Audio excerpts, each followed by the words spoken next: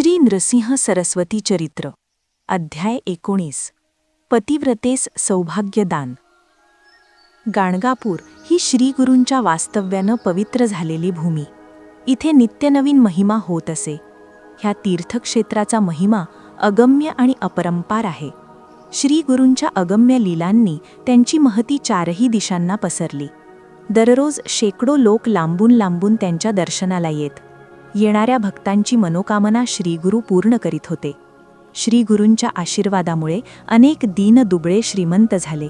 वांज स्त्रियांना पुत्रप्राप्ती झाली। कुष्ठरोगी बरे झाले। अंधांना दृष्टी प्राप्त झाली। श्रीगुरू कृपेमुळे साऱ्यांचे जीवन आनंदमय झाले होते। अशा ह्या कृपाळू श्रीगुरूंना भेटण्यास अनेक दुःखी कष्टी जन दररोज गाणगापूर येथे येत असत। गाणगापूरच्या उत्तर दिशेला माहूर नावाचे एक प्रख्यात स्थान आहे। हे श्री दत्तात्रेयांचे आणि रेणुका मातेचे स्थान असून अनेक भक्त श्री दत्तात्रेयांच्या भेटीला व देवी दर्शनाला तेथे जात असतात। त्या गावात एक गोपीनाथ नावाचा ब्राह्मण राहत होता। तो सदाचारी व धनवान असून त्याची पत्नी धार्मिक वृत्तीची व सुविचारी अशी होती। अशा ह्या दाम्पत्याला पुत्रसुख मात्र नव्हते। त्यांना पुत्र झाल्यावर 2-3 वर्षाचे जीवन जगून इहलोक सोडून ते जायचे। त्यांची उभयतांची दत्तावर फार भक्ती होती। ती दोघे रोज दत्त आराधना करीत असत। दैवयोगानं त्यांचा एक पुत्र 5 वर्षांचा झाला। दोघांनी अतिशय लाडात व कौतुकात त्याला वाढविले। एकुलत्या एका मुलाचे संगोपन करताना त्यांना अतिशय आनंद होत असे। त्यांनी मुलाचे योग्य वयात मौंजी बंधन केले। पुढे तो 12 वर्षांचा झाला। तेव्हा त्या काळच्या रीतीप्रमाणे जोडा अतिशय सुंदर दिसत होता। विवाहास जेमतेम 4 वर्ष झाली आणि एका रूपवान गुणवान मुलीशी त्याचा विवाह करण्यात आला। दोघांचाच त्या दाम्पत्याला कोणाची तरी दृष्ट लागली। ब्राह्मण पुत्र दत्ताला क्षयरोगाने गाठले। अनेक औषधोपचार करूनही त्या रोगाला उतार येत नव्हता। उलट दिवसागणिक त्याची प्रकृती खालावत चालली होती। त्याला जेवणही जात नव्हते। त्याची सुशील पत्नी सावित्री त्याची दररोज सेवा करीत होती। त्याच्याबरोबर तीही जेवत नसे। पथ्याचे जे अन्न त्याला देण्यात येई त्यातील 2 घास ती खात असे। वैद्यांनी दिलेली औषधे वेळच्या वेळी त्याला देऊन दिनरात्र ती त्याच्या सेवेत मग्न असायची आणि त्यावेळी ती श्रद्धेने दत्ताचे नामस्मरण करू लागली। अशा परिस्थितीत 3 वर्ष उलटून गेली। क्षयरोगामुळे त्या पुरुषाचा देह क्षीण झाला होता आणि त्या पतीची अन्नावरील वासनाच उडाली। पुढे तर क्षयरोगाने कहरच केला। त्याच्या अंगाला दुर्गंधी येऊ लागली। त्यामुळे कुठलाच वैद्य त्याच्याजवळ येत नव्हता। त्याच्यापासून दूर जाणे ही गोष्ट त्या पतिव्रतेच्या मनाला पटत नव्हती। तिची पतिसेवा अखंड चालूच होती। पतीबरोबर तिचाही उपवास सुरू झाला। तिचे मातापिता भाऊबंध तिला समजावू लागले, परंतु ती कोणाचेच ऐकत नव्हती। ती पतिव्रता सावित्री पौराणिक सत्यवानाच्या सावित्री समान होती। आता तिचे वय 16 वर्षांचे झाले होते। तिचे सासर जसे धनवान होते तसे माहेरही धनवान होते। सावित्री आपल्या मातापित्यांची एकुलती एक मुलगी असल्यामुळे तिच्या मातापित्यालाही हे मुलीचे दुःख पाहवत नव्हते। त्यांनी नामवंत वैद्य आणून उत्तमोत्तम औषधोपचार केले। दानधर्म, यज्ञ, याग, नवस उपवास जे जे करणे शक्य होते ते सर्व त्यांनी केले। त्यांनी सावित्रीला काही व्रतेही करण्यास सांगितली, परंतु पतिसेवा हेच माझे व्रत असून तो बरा होईपर्यंत मी त्याला सोडून कुठेही जाणार नाही असे ती म्हणत असे। ती फक्त दिगंबरा दिगंबरा श्रीपाद वल्लभ दिगंबरा हा जप अहोरात्र करीत होती। तिच्या सासूसासऱ्याने एकदा ज्योतिषाला बोलावून दोघांच्या पत्रिका दाखवल्या। कुलदेवतेच्या नावाने पूजा अर्चा केली, परंतु सारे व्यर्थ गेले। दत्ताची प्रकृती सुधारत नव्हती। वैद्यांनी शेवटी सांगितले, जेवढे प्रयत्न करणे शक्य होते तेवढे आम्ही केले। आता तो भोलानाथच तुमच्या मुलाचे प्राण वाचविल। वैद्यांचेही निराशेचे शब्द ऐकून मातापिता अतिशय दुःखी झाली। त्यांना काय करावे ते समजेना। आपल्या चेहऱ्यावरचे ते दुःख, ती निराशा त्यांना प्रयत्न करूनही लपविता येत नव्हती। आपल्या मातापित्यांचा तो दुःखाने झाकोळलेला चेहरा पाहून तो ब्राह्मण पुत्र त्यांना म्हणाला, असा अंतर्यामी विलाप करून काय होणार? तुमचा माझा ऋणानुबंध जर संपत आला असेल तर आपण काय करणार? ईश्वर इच्छा म्हणून जे जे होईल ते शांतपणे पाहणे भोगणे प्राप्त आहे। तुमच्या पोटी जन्म घेऊन तुम्हाला सुखी करण्याऐवजी मी तुम्हाला दुःखच दिले। तुम्ही सर्व माझ्या सुखासाठी रात्रंदिवस झटत आहात हे मला दिसते। आपल्या प्रिय पुत्राचे हे समंजस विचार ऐकून त्या दोघांचे अंतःकरण भरून आले। ते दत्त छबीपुढे उभे राहून म्हणाले, हे जगन्नाथा, आम्ही तुझी आराधना केली आणि तुम्ही असा दुःखाचा ठेवा आमच्या पदरी घातलात. हा एकच पुत्र आमच्या वंशाचा दिवा आहे. तुम्ही जर त्याच्या प्राणांचे रक्षण केले नाहीत तर त्याच्याबरोबर आम्ही दोघेही प्राणत्याग करू. असे म्हणून त्यांनी आपल्या पुत्राला जवळ घेतले आणि प्रेमाने त्याच्या डोक्यावर हात फिरवला आणि म्हणाले, आमची सारी भिस्त तुझ्यावरच आहे. तुझे संगोपन करण्यात आमची काही चूक झाली का? तू जर अचानक आम्हाला सोडून गेलास तर वृद्धपणी आम्ही कोणाकडे पाहू? आपल्या प्रिय मातापित्याचे हे बोलणे ऐकून त्यालाही फार वाईट वाटले. तो म्हणाला, माते, तुझ्या पोटी जन्म घेऊन मी तुम्हाला सुख दिले नाही. तुमच्या प्रेमाचा उतराई मी कसा होऊ? मी पापी आहे. तुम्ही उगाच दुःख करू नका. परमेश्वराची इच्छा असेल तसे घडेल. तेथे जवळच सावित्री, त्याची पत्नी उभी होती. तिला जवळ बोलावून तो म्हणाला, प्राणेश्वरी, तू माझ्यासाठी फार कष्ट घेतेस. मी तुला कसलेच सुख दिले नाही. माझे दिवस आता संपत आलेत. तू दुःखी कष्टी होऊ नकोस.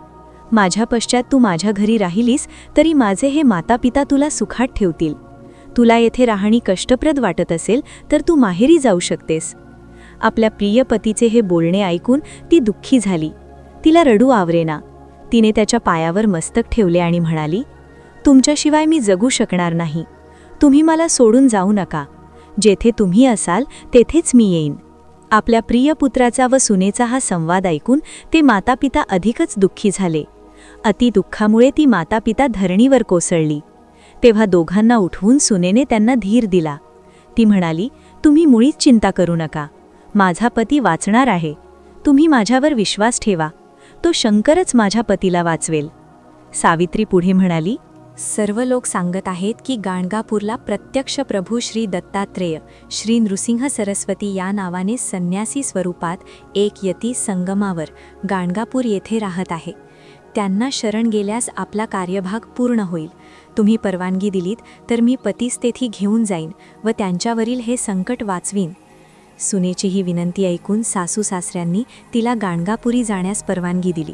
सगळ्यांचा निरोप घेऊन ती आपल्या पतीला घेऊन गाणगापूरला जाण्यासाठी निघाली. सासऱ्यांनी पालखीची आणि सोबतीची सोय केली. पतीला आराम वाटावा म्हणून पालखीत गादी घालून त्याला बसविले. सासू सासऱ्यांचा आशीर्वाद घेऊन ती निघाली. जाण्यापूर्वी सासू सासऱ्यांना धीर देऊन म्हणाली, आपले कुलदैवत तुमच्या मुलाचे रक्षण करील. तुम्ही चिंता करू नका. त्यांनी तिला, तुझे सौभाग्य अखंड राहील. आमचे आशीर्वाद तुमच्या दोघांच्या मागे आहेत, असे बोलून धीर दिला. ती पतिव्रता मार्गक्रमण करीत करीत गाणगापूर येथे पोहोचली. वाटेत पतीला थोडा त्रास झाला, परंतु तिने जिद्दीने त्याला गाणगापूर येथे नेले. चौकशी अंती श्री गुरु संगमावर असल्याचे तिला सांगण्यात आले आणि त्यांच्या दर्शनासाठी तुम्ही तिकडे जावे असे ग्रामस्थांनी सांगताच तिने संगमावर जाऊन श्री गुरूंची भेट घेण्याचा विचार केला. पालखीत पतीला हे सांगण्यासाठी ती पालखीजवळ आली. पालखीतील पतीला पाहून तिने हंबरडाच फोडला. सोबतच्या मंडळींना काय झाले असणार याची जाणीव झाली. पती निधनाच्या दुःखाने ती आक्रोश करीत होती. ती परमेश्वरास उद्देशून म्हणू लागली, देवा, तू हे काय केलेस?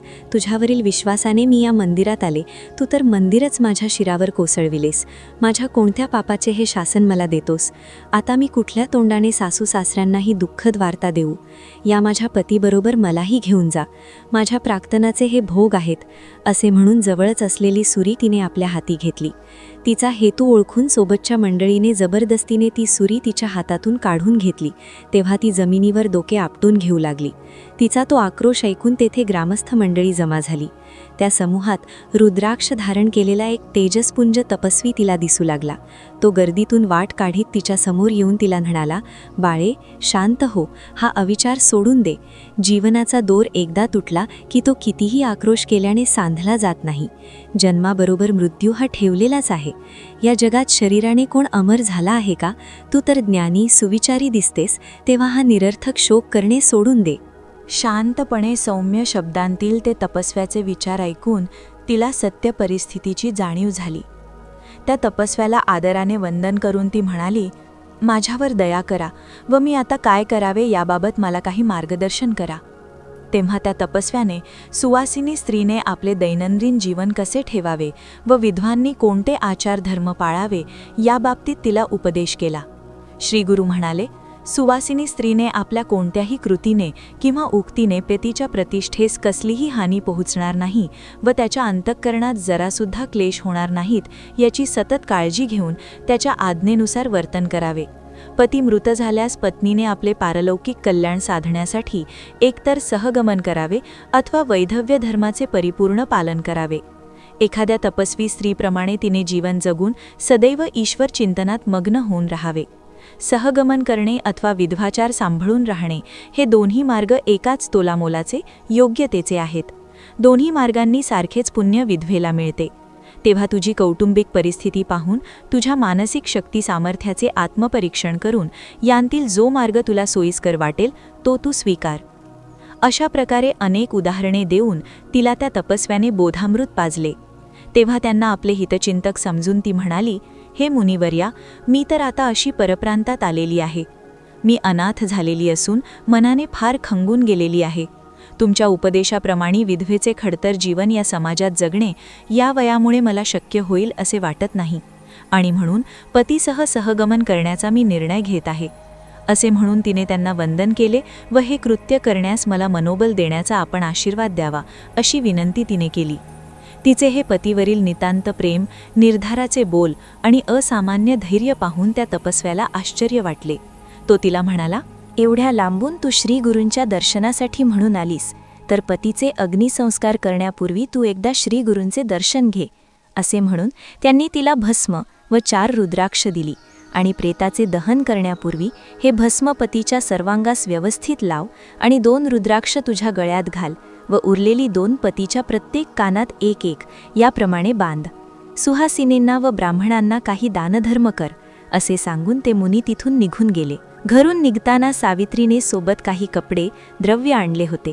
त्यामध्ये एक रेशमी साडी होती. सावित्री ती साडी नेसली आणि त्या तपस्व्याच्या सांगण्याप्रमाणे तेथील जवळपासच्या घरातील सुवासिनींना बोलावून आणले. त्यांच्या ओट्या भरल्या. ब्राह्मणांनाही दानधर्म केला. त्यानंतर त्या प्रेतास घेऊन सर्व मंडळींसह ती स्मशान घाटावर गेली. ती सर्व मंडळी शोकाकुल होऊन व्यथित अंतःकरणाने चालली होती. परंतु सावित्री मात्र धीर गंभीरपणे चेहऱ्यावर शोकाचा वा दुःखाचा लवलेशही न दाखविता त्यांच्याबरोबर चालत होती. मनोमन तिचे श्री दत्तात्रेयांचे नामस्मरण चालू होते. रस्त्यांतील पाहणारे लोक तिच्या या सहगमन करण्याच्या निर्धाराचे व धैर्याचे कौतुक करीत होते. तिथे गेल्यावर तिने सर्व भस्म पतीच्या शरीरास लावले व 1-1 रुद्राक्ष कानात घातले. त्यानंतर प्रेताचा प्रायश्चित्त विधी केला. शास्त्रानुसार 16वा संस्कार करून प्रेतपिंडादी कर्मे केली. हे सर्व झाल्यावर त्या मंडळींनी शास्त्रपद्धतीनुसार ते प्रेत व्यवस्थित बांधले. चिता रचून अग्नी देण्यापूर्वी करावयाचे सर्व विधी पार पाडले. तसेच तिच्या सहगमनाची सर्व सिद्धता झाली. पालखीबरोबर आलेल्या लोकांना ती म्हणाली, माझ्या सासू सासऱ्यांना त्यांचा मुलगा गेला आहे असे न सांगता आम्ही दोघे श्री गुरुचरणीच राहत आहोत असे सांगा. त्यांना सत्य परिस्थिती समजली तर ते प्राणत्याग करतील. आता मी श्री गुरूंचे दर्शन घेऊन येते. असे म्हणून ती सावित्री संगमावर गेली. तिच्याबरोबर काही मंडळीही दर्शनाला म्हणून तेथे गेली. श्री गुरु स्नान करून औदुंबर वृक्षाखाली ध्यानास बसले होते. त्यांचे डोळे बंद होते. ते ध्यानावस्थेत तल्लीन झालेले होते. त्यांचे ते तेजस्वी रूप पाहून सावित्रीला आपले जीवन सफल झाल्याचे समाधान लाभले. त्यांच्यापासून थोड्या अंतरावर उभी राहून काही न बोलता तिने खाली वाकून त्यांना नमस्कार केला. त्यांचे नेत्र बंदच होते, पण तिच्या बांगड्यांच्या आवाजाने कोणीतरी सौभाग्यवती दर्शनास आल्याचे त्यांना जाणवले. म्हणून तिने वंदन करताच अखंड सौभाग्यवती भव असा आशीर्वाद श्री गुरूंनी दिला. तिने परत वंदन केल्याचे जेव्हा त्यांना जाणवले तेव्हा त्यांनी अष्टपुत्रा भव असा आशीर्वाद दिला.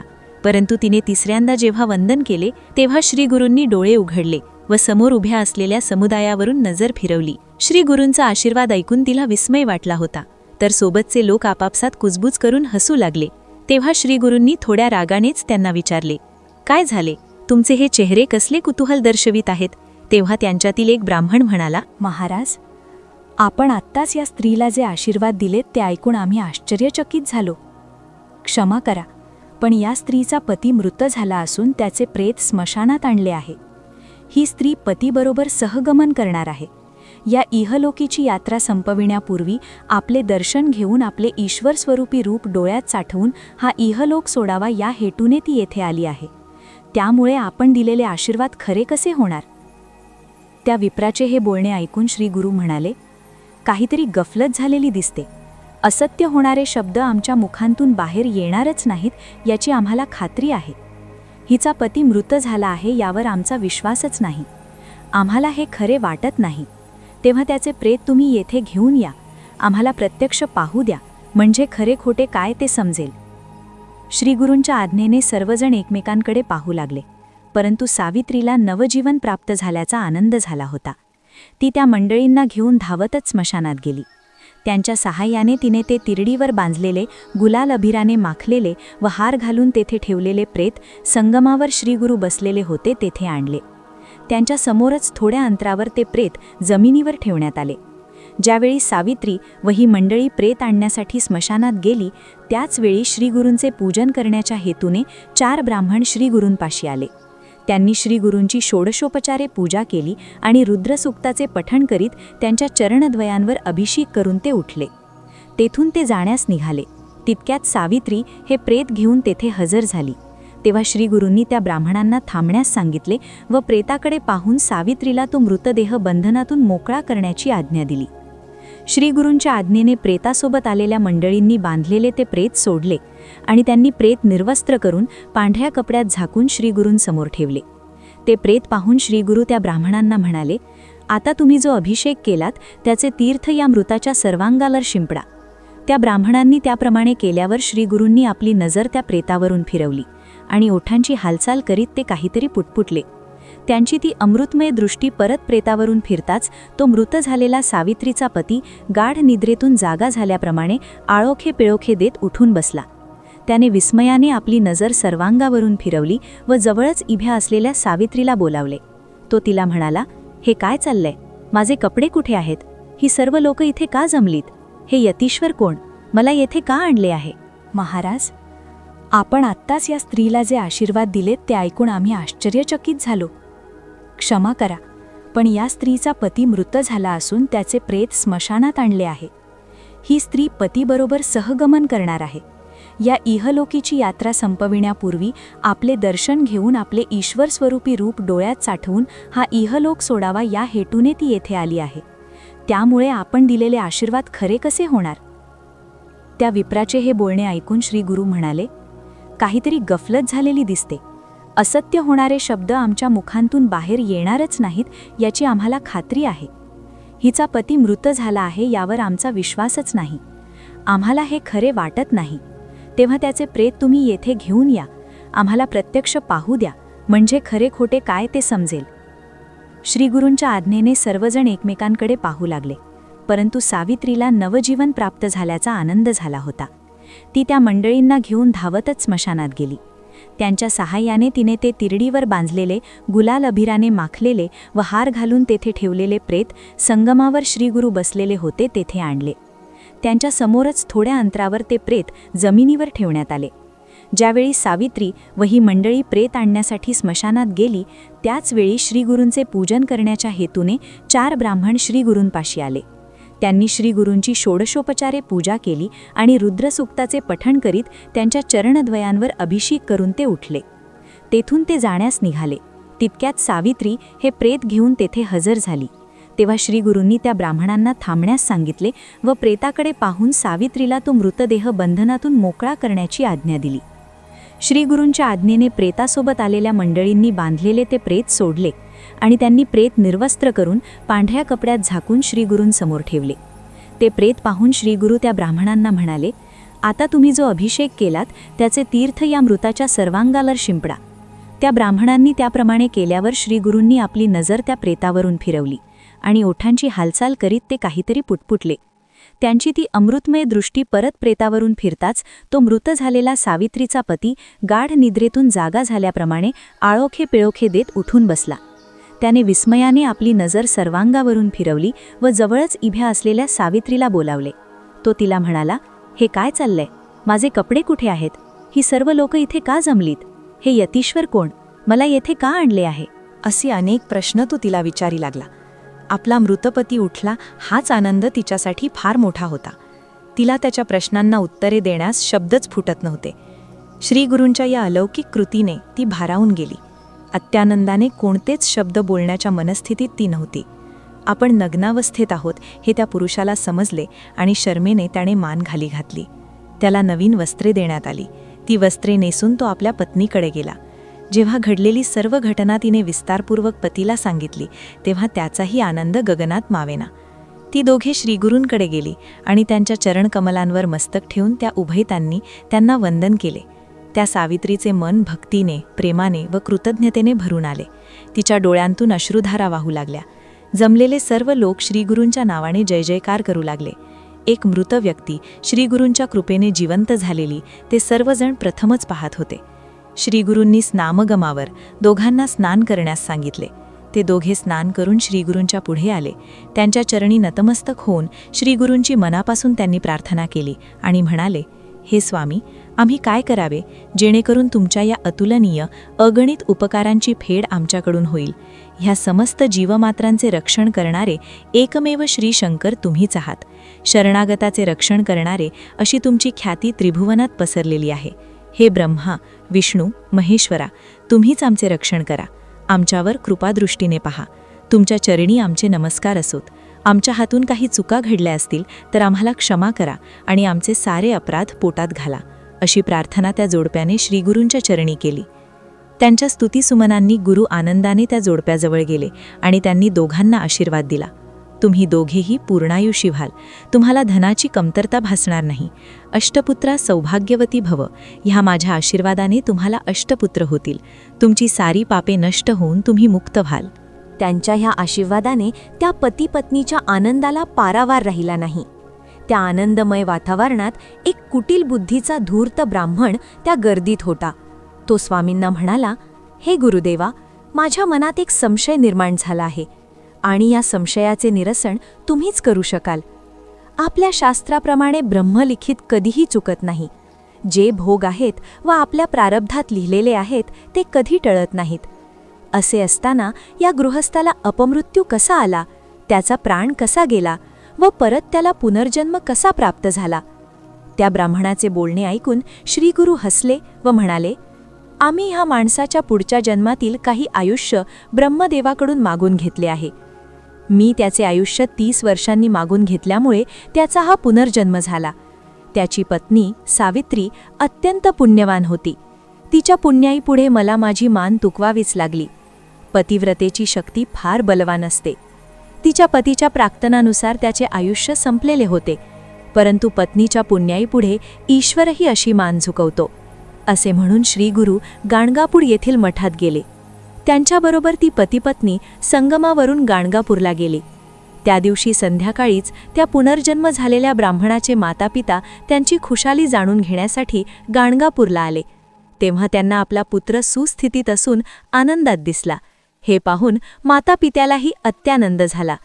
आपल्या पुत्राकडून व सुनेकडून तेथे झालेली सर्व हकीकत त्यांना समजली. आपली सून देवताच आहे.